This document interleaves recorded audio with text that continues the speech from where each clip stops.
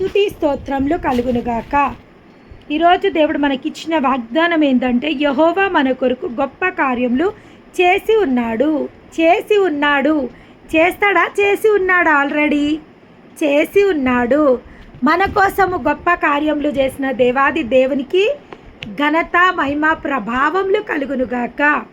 ఇక్కడ ఏమంటుండంటే, సియోనునకు తిరిగి వచ్చి వారిని యెహోవా చెరలో నుండి రప్పించినప్పుడు మనము కలగని వారి వలె ఉంటిమి. మన నోట నిండా నవ్వుండను, మన నాలుకలు ఆనంద గానంతో నిండి ఉండను. అప్పుడు యెహోవా మీ కొరకు గొప్ప కార్యములు చేసనని అన్యజనులు చెప్పుకొనిరి. ఎవరు చెప్పుకుంటారంట? దేవుడు ఎక్కడి నుంచి మనల్ని విడిపించిండు? సియోనునకు తిరిగి వచ్చి. చెరలో నుంచి ఎక్కడికి వస్తున్నామంట మనము తిరిగి? సియోను అనగా దేవుడుండు స్థలము.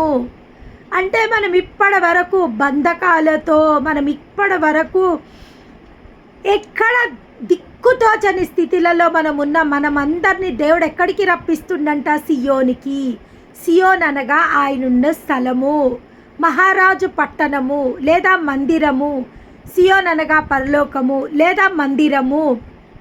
మనని అందరిని ఏం చేస్తుండంట? తిరిగి వచ్చి వారు యెహోవా చెరలో నుండి వారందరిని ఎక్కడికి నడిపిస్తుండంట? ప్రతి ఒక్కరిని ఆ చెరలో నుండి వాగ్దాత దేశంలోకి, దేవుడుండు స్థలంలోకి ఆ దేవాది దేవుడు ప్రతి ఒక్కరిని నడిపిస్తుండు. ఇంకేమంటుండంటే, వాళ్ళు కలకలవారి వలె ఉంటిరి. అంటే ఆ యొక్క కష్టాలు, ఆ యొక్క బాధలు, ఆ యొక్క వేదనలు. ఇప్పుడు కొన్నిసార్లు మనం కలలు కన్నప్పుడు, భయంకరమైన కలలు ఎప్పుడన్నా మనకు వస్తే మనం ఆ కలలో భయపడిపోతాము, కలవరపడిపోతాము. కొంతమంది ఆ కలలో ఏడుస్తారు, కొంతమంది కలలలో కలవరిస్తారు. కానీ ఎప్పుడైతే మనం మేలుకొని కళ్ళు తెరిచి చూసంగానే అప్పుడు మనకు అనిపిస్తుంది, అయ్యో ఇది కల కదా, ఇది నిజం కాదు, అమ్మో మనం ఎంత కలవరపడ్డాము, మనం ఎంత భయపడ్డాము అని మనకు అనిపించడం జరుగుతుంది.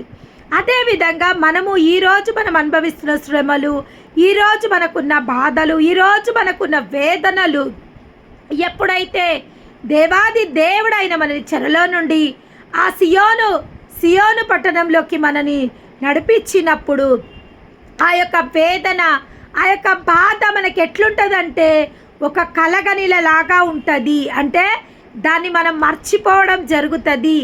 కళని మర్చిపోతామా? జీవితకాలం జ్ఞాపకం పెట్టుకుంటామా? కళని మర్చిపోవడం జరుగుతుంది. కొంతమందికి అయితే పొద్దున వరకే ఆ కళ జ్ఞాపకం ఉండదు. కొంతమంది జ్ఞాపకం ఉన్న కొన్ని రోజులైనాక ఆ కళ కూడా మనము మర్చిపోవడం జరుగుతుంది. అదేవిధంగా ఇంకేమంటుండంటే, మన నోటి నిండా నవ్వుండను, మన నాలుకలు ఆనందగానంతో నిండి ఉండను. ఎప్పుడైతే మనం ఆ దేవాది దేవుని సన్నిధికి వస్తామో, ఆయన సమక్షంలోకి వస్తామో, ఆయనుండు స్థలంలోకి మనం వస్తామో, మన నోటి నిండా నవ్వుండెను. మన నోటి నిండా ఏముంటుందంట? నవ్వుంటుందంట. మన నాలుకలు ఆనందగానంతో నిండి ఉండెను. నిజంగా మన జీవితాలలో ఏదైనా అద్భుతాలు జరిగినప్పుడు, ఏదైనా గొప్ప కార్యాలు దేవాది దేవుడు చేసినప్పుడు మన ఊరికేనే మన స్మైల్ మన ఫేస్ పైన ఉంటుంది. ఎవ్వరు మనని అడిగినా అడగకున్నా మనం వాళ్ళకి చెప్తూనే ఉంటాం, దేవుడు మా జీవితంలో ఈ అద్భుతం చేసిండు, దేవుడు ఈ విధంగా మమ్మల్ని దీవించిండు, ఈ విధంగా దేవుడు మమ్మల్ని ఆశీర్వదించిండని మనం అడగకున్నా ఎవరు మనకు తటస్థిస్తుంటే వాళ్ళకి చెప్పేస్తూనే ఉంటాము. అంటే అది మన హృదయంలో ఉప్పొంగుతున్న ఆ యొక్క సంతోషము, ఆ యొక్క అద్భుతం చేసిండనే ఆ యొక్క ఆతృతతోని మనం అందరికీ చెప్పడం జరుగుతుంది. అదేవిధంగా కొంతమంది సంతోషంగా ఉంటే పాటలు పాడుతుంటారు. దేవుడు ఏమంటుండో, మీకు ఏమైనా ప్రార్థన విజ్ఞాపనలు ఉంటే, మీకేమైనా రిక్వెస్ట్లు ఉంటే మీరు ప్రార్థన చేయండి.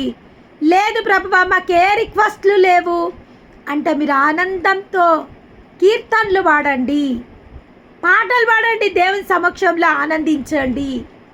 ఇక్కడంట ఆయన సన్నిధికి మనం వచ్చినప్పుడు, మన చెర నుంచి విడిపింపబడ్డప్పుడు మన నోట నవ్వుంటుందంట, మన నాలుకలు ఆనంద గానముతో నిండి ఉంటుందంట. అంటే కృతజ్ఞతాస్తుతులే, సంభ్రమం పడు ఏమంటారు అంటే నాట్యములే, కృతజ్ఞతనే మనము కలిగి జీవిస్తాము. ఇంకా ఏమంటుండంటే, అప్పుడు యెహోవా మీ కొరకు గొప్ప కార్యము చేసెనని అన్యజనులు చెప్పుకుంటారంట. ఎవరు చెప్పుకుంటారంట? దేవాది దేవుడు మన జీవితంలో చేయబోతున్న ఈ అద్భుత కార్యాలను, ఈ ఆశ్చర్య కార్యాలను అన్యులు చెప్పుకుంటారంట. అయ్యో, ఈ ప్రజలు అసలు ఎందుకు సంతోషంగా ఉన్నారు మీకు తెలుసా? అసలు వీళ్ళ దేవుడు వీళ్ళ జీవితంలో ఏం చేసిండో మీకు తెలుసా? గొప్ప కార్యములు చేసిండు, భీకర కార్యములు చేసిండు అని అన్యజనులు చెప్పుకుంటారంట మన గురించి. దేవుని నామానికి మహిమ కలుగునుగాక. ఇంకేమంటుండు? యెహోవా మన కొరకు గొప్ప కార్యములు చేసి ఉన్నాడు. చేస్తాడు కాదు, గొప్ప కార్యములు చేసి ఉన్న దేవాది దేవునికి మహిమ కలుగునుగాక. దేవుడు అంటుండు, ఇంకా అయిపోయింది, రెడీ ఫర్ ద బ్లెస్సింగ్స్. నేను చేసేసిన ఏ కార్యాలు నేను చెయ్యాలనో మీ నిమిత్తము, ఏ గొప్ప కార్యాలు నేను మీ నిమిత్తం చెయ్యాలనో అదంతా డిజైన్ అయిపోయింది, అదంతా స్కెచ్ గీయబడ్డది. ఓన్లీ మేనిఫెస్ట్ చేయాల్సిన అవసరం ఉంది. మనం ఒక ఇల్లు కట్టాలంటే ముందుగా ఒక ప్లాన్ గీసుకుంటాము. అన్ని ప్లాన్ ప్రకారం జరగాలనేసి ఒక ప్లాన్ గీసుకుంటాము. మేస్త్రీని మాట్లాడతాము, ఎలక్ట్రీషియన్లను మాట్లాడతాము, ప్రతి ఒక్కరిని మనం మాట్లాడడం జరుగుతుంది. ఇంకా ఇల్లు కట్టేసినాము అన్నంత నమ్మకం మనకు కలుగుతుంది. ఎందుకంటే ఎవ్రీథింగ్ ఈజ్ ప్రిపేర్డ్, ప్రతి ఒక్కటి సిద్ధపరచబడి ఉంటుంది. వాటి సమయంలో వాళ్ళ పనులు చేస్తారనే ఒక నమ్మకంతో మనం ఉంటాం. అదేవిధంగా దేవుడు మన జీవితంలో గొప్ప కార్యములు చేయడానికి ఆయన కార్యాలని సిద్ధపరిచేసిండంట. ఇంకా సిద్ధపరచాల్సింది కాదు, సిద్ధపరిచేసిండు. దేవుని నామానికి మహిమ కలుగునుగాక. సారీ. మనము సంతోషభరితులమైతిమి, దక్షిణ దేశంలో ప్రవాహము పారునట్టు యెహోవా చెరపట్టినబడిన మా వారిని రప్పింపుము. మనము సంతోషభరితులమైతిమి. ఎవరన్నా వస్తుండ్రు అంటే మనకెంతో సంతోషం కలుగుతుంది. చాలా సంవత్సరాల తర్వాత చాలామంది ఈ కాలంలో బయటి దేశాలు వెళ్ళడం జరుగుతుంది. పిల్లలు ఎడ్యుకేషన్ కోసము, లేకుంటే కొంతమంది బిడ్డలు ఉద్యోగాల కోసం వెళ్ళడం జరుగుతుంటుంది. కొన్ని సంవత్సరాల తర్వాత వాళ్ళు వస్తుంటే మనకి ఎంతో సంతోషం కలుగుతుంది. అవును, మా వాళ్ళు మాతో గడపడానికి వస్తుండ్రని. అదేవిధంగా ఎప్పుడైతే దేవుడు గొప్ప కార్యాలు చేస్తాడు అనే వార్త మనకు వినబడ్డదో వారు సంతోషభరితులైరి. సంతోషము వాళ్ళకి ఇంకా ఎక్కడ దుఃఖం లేదు, నిట్టూర్పు లేదు, వేదన లేదు, బాధ లేదు. సంతోషభరితులమై మనం ఉండబోతున్నామని దేవుడు సెలవివ్వడం జరుగుతుంది. దక్షిణ దేశంలో నుండి ప్రవాహము పారునట్లు యెహోవా చెరపట్టబడిన మా వారిని రప్పింపుము. కన్నీళ్లు విడిచుచూ విత్తువాడు. రప్పి ప్రభువా, ఇంకా అయిపోయింది, మేము దీవెనలకు సమీపంగా ఉన్నాము. ఎవరెవరైతే ఇప్పటి వరకు మా స్థితిని బట్టి, మా పరిస్థితిని బట్టి వీళ్ళు అసలు మాకేం చేయగలుగుతారు, వీళ్ళ వల్ల అసలు మాకేం సహాయం కలుగుతుంది, వీళ్ళకే దినదిన గండంగా ఉంది, వీళ్ళకే అసలు ఏ విషయంలో వీళ్ళలో దీవెనలు కనబడతలేవు అని ఎంతమంది అయితే మా నుంచి మమ్మల్ని దూరం విడిచి వెళ్ళిపోయినరో వారందరినీ రప్పి ప్రభువా. ఎందుకంటే నువ్వు చేయబోతున్న ఈ భీకర కార్యములను ప్రతి ఒక్కళ్ళు చూడాలా. మమ్ములను మొహం దింపుకున్న మా రక్త సంబంధీకులు కూడా మేము దరిద్రత పాలైనమని, ఎక్కడ మాకు సహాయం చేయబడుతుందని మా నుంచి వైదొలిగిపోయిన మా యొక్క రక్త సంబంధీకులు కానీ, లేదా మా యొక్క బంధువులు కానీ, మా యొక్క ఆప్తులు కానీ వీళ్ళ దగ్గరికి వెళ్తే వీళ్ళు ఏదో ఒక సహాయం మమ్మల్ని ఆశిస్తారు అని ఎవరెవరైతే మా అనుకునేటోళ్ళు మమ్మల్ని దూరపరిచి మా స్థితిని బట్టి, మా పరిస్థితిని బట్టి మా నుంచి దూరం వెళ్ళిపోయినరో వాళ్ళందరినీ రప్పిండండి ప్రభువా. ఎందుకంటే నువ్వు చేయబోతున్న ఈ గొప్ప కార్యముని వాళ్ళు కూడా కనులారా చూడాల తండ్రి. ఆనందభరితులమై మేము అవుతుంటే మా ఆనందంలో వాళ్ళు కూడా పాలు పంపులు పొందుకోవాలా. మా దేవుడు శూర కార్యములు చేసిండని వాళ్ళు కూడా తెలుసుకునేలాగా ఈ యొక్క కార్యంని జరిగించండి ప్రభువా. ఇంకా ఏమంటుండంటే కన్నీళ్లు విడిచి చూవిత్తువాడు సంతోషముతో పంట కోసెదరు. దేవుని నామానికి మహిమ కలుగునుగాక. ఎవరెవరైతే ఈరోజు కన్నీళ్లు విడిచుచు ఆయన సన్నిధిలో ప్రార్థన అనే విత్తనములు విత్తుతుండ్రు. పిల్లల కోసం ప్రార్థన, లేదా భర్తల కోసం ప్రార్థన, లేదా వారికి ఉన్న అప్పుల గురించి ప్రార్థన, లేదా వాళ్ళకున్న జబ్బుల గురించి ప్రార్థన, లేదా ఏదైనా బంధకాలలో ఉన్న వారికి ప్రార్థన, లేదా మోసం చేయబడ్డ వారి ప్రార్థనలు కన్నీటితో ఎవరెవరైతే విత్తుతుండ్రో వారందరూ సంతోష గానముతో పనులు మోసుకునే సమయము వచ్చేసి ఉంది అని దేవుడు సెలవిస్తుండు. దేవుని నామానికి మహిమ కలుగును గాక.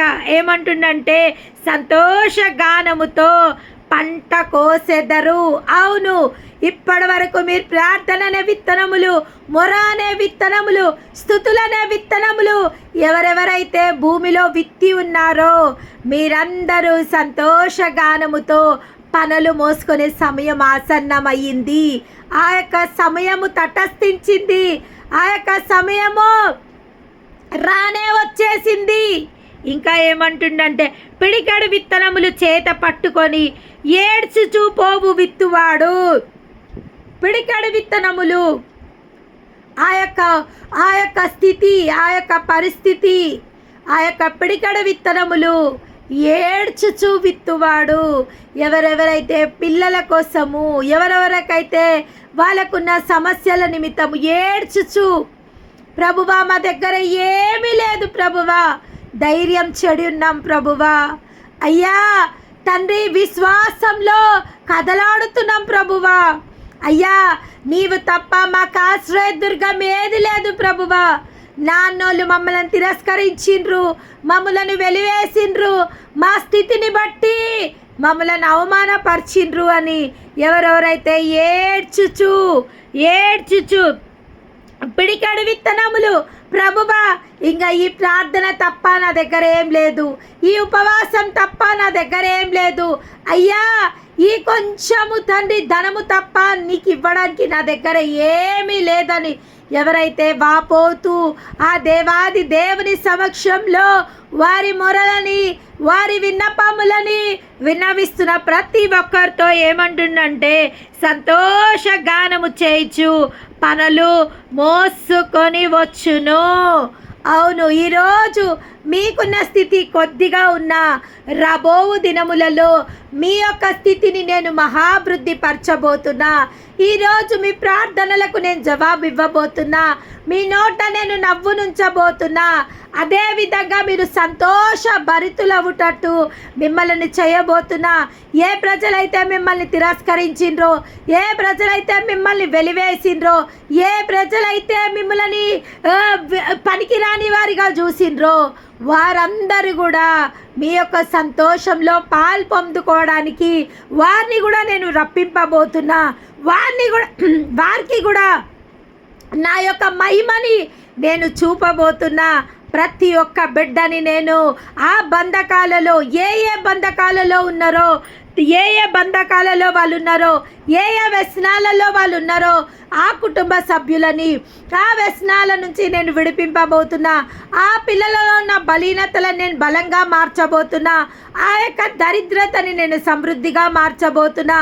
ఆ యొక్క దిక్కులేని స్థితిని, ఓదార్పు లేని స్థితిని ఓదార్చే స్థితిగా నేను మార్చబోతున్నాను. దేవాది దేవుడి ఈ యొక్క సమయంలో మన అందరినీ బలపరుస్తున్నందుకు ఆయన నామానికే మహిమ కలుగును గాక.